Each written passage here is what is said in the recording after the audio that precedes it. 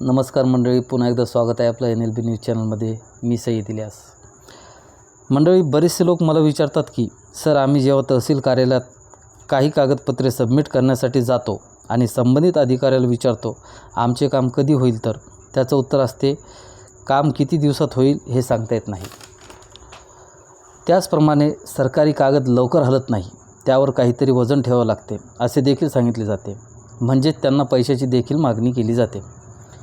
तसेच आपण कधी नक्कल काढण्यासाठी जातो, पुनर्वसन परवानगी किंवा कुळ कायद्यासंदर्भातील परवानगी मागायला जातो. तसेच अन्य इतर कार्यालयीन कामकाजासाठी सरकारी कार्यालयात गेलो तर सरकारी काम आणि 6 महिने थांब अशी तऱ्हा पाहायला मिळते. परंतु सामान्य नागरिकांची गैरसोय होऊ नये म्हणून यासाठी माहिती अधिकार कायदा परिणामकारक व्हावा यासाठी दप्तर दिरंगाई कायदा 2006 पारित करण्यात आला आहे.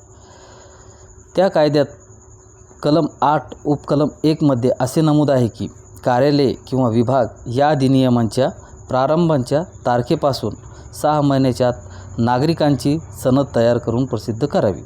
मित्रांनो, नागरिकांची सनद म्हणजे काय?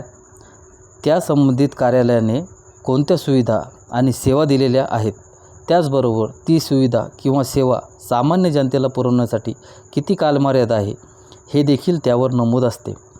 आणि अशी नागरिकांची सनद कार्यालयाच्या दर्शनी भागावर लावण्यात येते.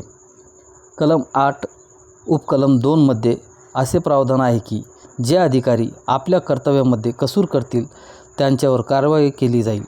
कलम 9 मध्ये असे सांगितले आहे की कार्यालयाच्या विभाग प्रमुख त्यांच्यापेक्षा दुय्यम अधिकाऱ्यांकडे सोपवलेल्या अधिकाराची यादी प्रसिद्ध करेल.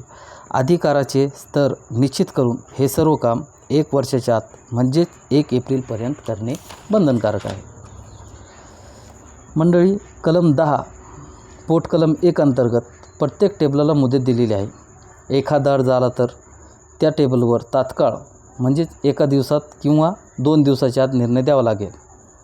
तसेच एखादा तातडीचा अर्ज आला तर 4 दिवसात, तसेच दुसरा अर्ज आला तर 7 दिवसात, काही अर्ज 45 दिवसात तर काही 90 दिवसात म्हणजे 3 महिन्याच्या आत.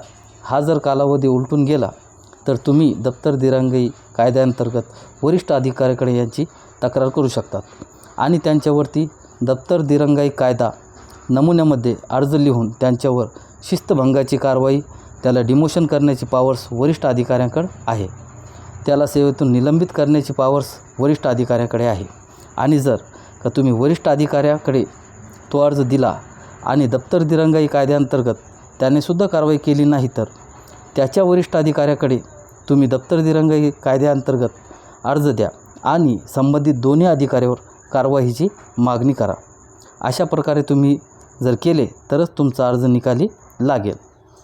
तर मंडळी, अशा प्रकारे आपण आज महाराष्ट्र शासन विधी व न्याय विभाग सन 2006चा महाराष्ट्र अधिनियम क्रमांक 21 द्वारे दप्तर दिरंगाई कायदा 2006ला बघितलेला आहे.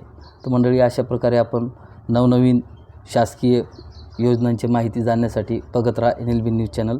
धन्यवाद. मी सईद इलियास.